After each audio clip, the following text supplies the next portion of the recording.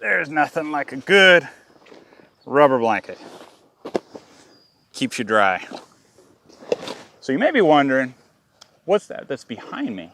Well, that is my 1907 shelter tent that next week I'm going to show you guys. Now, you would think that I would have recorded that one first and then this one, but you know, it kind of works out. You know, you got to have like a background, and you know, it's just how it happens. So what are we going to do today? Well, last week when you watched my video, I promised you that we're going to do a test. I'm really excited about, because we have a Theroz mess kit.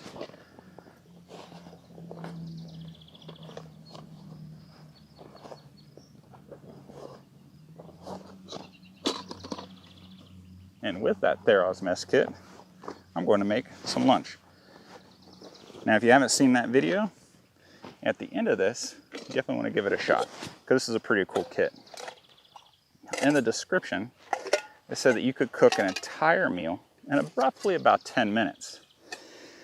So what we're going to do is we're going to use the sterno fuel, which was around in the early 1900s. We're going to use coffee. We're going to have some soup, and in our situation, we're using stew. Now some of you might be like, Dinty Moore wasn't around. Well, in fact, Dinty Moore was around in the 1930s. It was actually bought out by Hormel, which is pretty cool. And I really don't care for tomato soup unless I have grilled cheese or peanut butter sandwich. That's just me. So, and we have our can of baked beans here, which was also available at the time. So first, we're going to pop open our sterno fuel.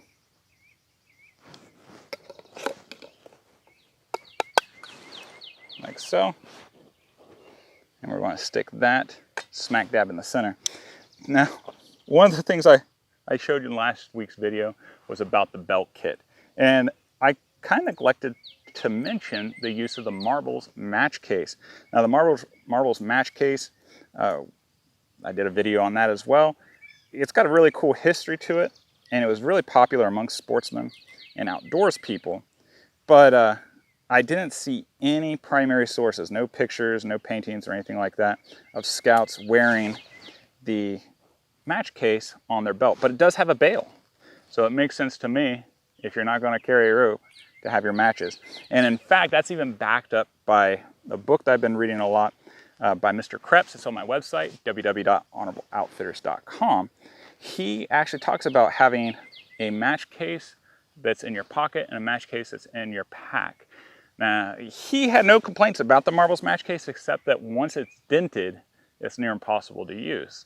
So he suggested using one of the hard rubber match cases, like in your pocket, and then having a marbles match case in your backpack. But whatever works. So we're going to light that. And it takes off immediately. So that's heating up. We're going to put our next windscreen down. Now for the first layer, we have coffee. So if I remember right, it's this one. Yep.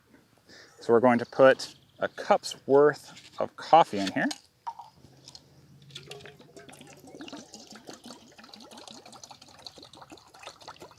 Now remember, you're probably not going to use all of the water for your coffee. And we need this. Oh, I put it in the wrong one. These bowls are 2 different sizes, so it is important that you get that right. So then we put that bowl in. That's heating up. Close my canteen.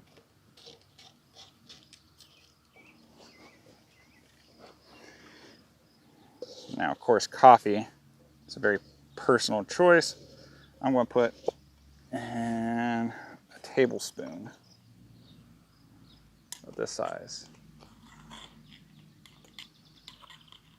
Heaping tablespoon. Yeah, that doesn't look like enough. So there we go.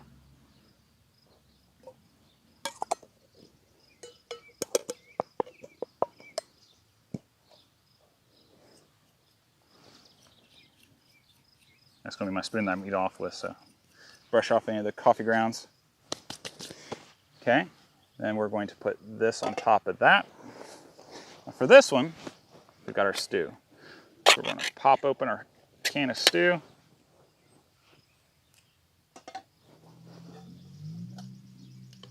Dump that in there. Now this would have been a very generous can. This would have probably fed 2 people. Hey, some grass got in my coffee.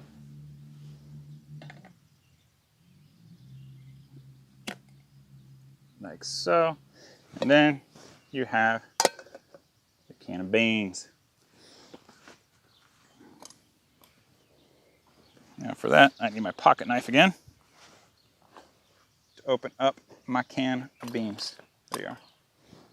Now, I show you how to use this type of lobster claw can opener in another video. So if you're interested in how I'm doing this, you can watch that one. But you take your point and you're going to put it there at the end, take a fist, make contact, just puncture it, stick it all the way in, and then you're going to use this little nub on the side and push all the way around. And once you get going, it's actually not too bad.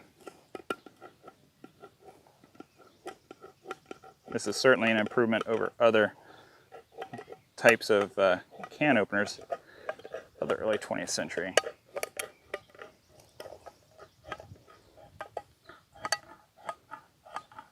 The problem with it is the extremely sharp edge that it leaves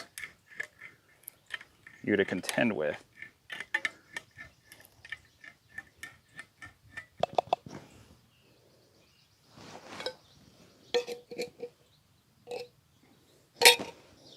Okay, so while that's cooking really quick, if you've liked this video so far, if you found it interesting or useful, please click like. That way the people find it. It helps them out as well. We really appreciate it.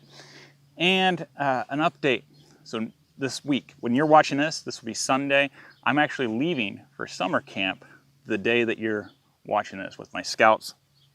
So if you make any comments, which I hope you do leave me a comment, tell me a story or something, because I always appreciate your guys' comments. But if I don't respond, it's because I'm away for a week with my scouts and we're having a good time.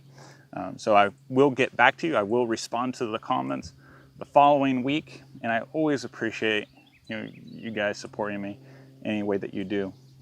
It really means a lot to me. And doing videos like this is pretty fun, the experimental archaeology aspect of it.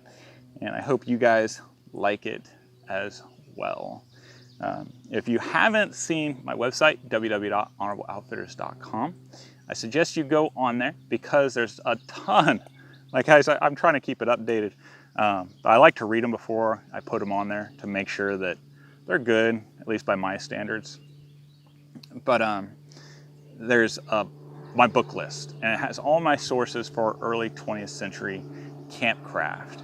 And if I think it's worthy, if I think it's interesting or unique enough, I put it on there. There were a lot of campcraft writers.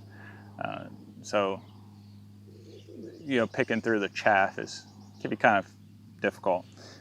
They're all interesting, even stuff that's repeated, I think personally is pretty interesting. But I don't think having a whole lot of redundancies is doing anybody any good in regards to learning new things. People get tired of reading the same stuff over and over and over again. So what I like about redundancies is it cements the fact that people were indeed doing it. From a historical point of view, redundancies actually can be a good thing to really understand how practical or how widely was it really used or utilized. So what we're waiting here, our coffee is down here, our stew's up here, our soup, and our beans. Now, I did kind of throw a monkey wrench in this because stew is going to be thicker than like tomato soup. Campbell's had tomato soup in the early 20th century, and a lot of soldiers would use Campbell's products like their tomato soup, especially their condensed soup. But the coffee should be pretty standard. We'll see how long it takes for that to really start to simmer and look like coffee. And then what we'll do is we'll take off the coffee, we'll pour it in my cup, let it cool for a little bit, maybe we sip on it a little bit. We'll drop this middle pot down, so then it'll start heating up with more severity. And meanwhile, the beans are up here. So this is a system as you eat as you go. So you have your priority in the middle, and maybe like your dessert or something that you want to eat last up top. Nice thing about this time of year is it's blackberry season. Mm.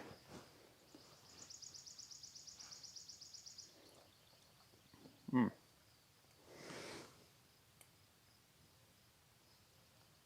It's almost there. Starting to at least smell like coffee.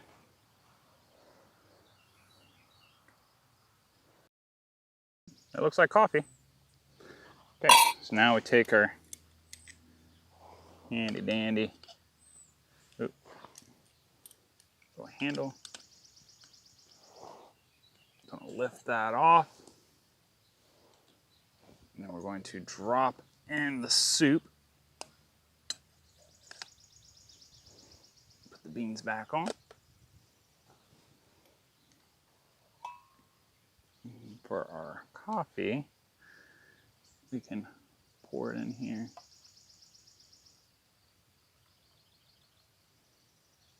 Try to catch out some of the grounds.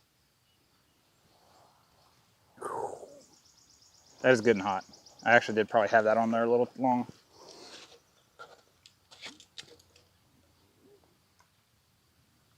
Some cold water on there. It'll help sink the grounds to the bottom. I didn't catch the bigger pot.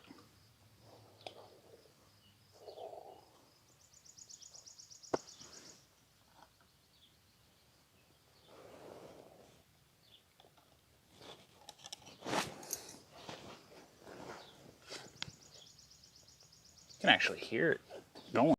Okay, so we're almost to the 10-minute mark, and I think it didn't work because I left the coffee on so a tad too long before I dropped my soup on there.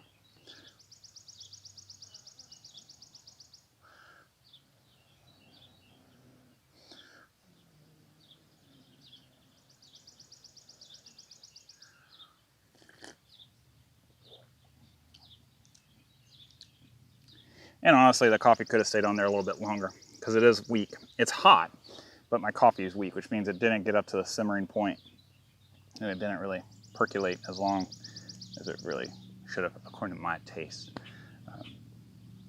But I might just really like strong coffee compared to other people. Not terribly sure, but I think I hear. Oh, my soup's actually already boiling. Actually, that little bit of time was actually enough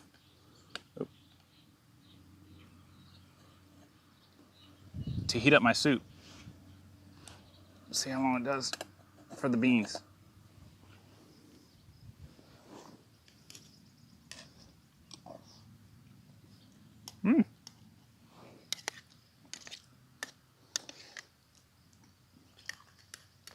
Now we're just heating it up. We're not like cooking it because everything in the cans are already cooked. So that's one of the reasons why this system works out so well according as advertised. But the soup is warm enough to eat. It's not, pantry cold. Now what I can do for these beans is I can take off that shield and I can put these in that lower one if I wanted to, and it'll heat up a little bit faster. The first bubble. As soon as I see the first bubble, I'm going to stir it and I'm going to call it time. See how long it has taken up to that point.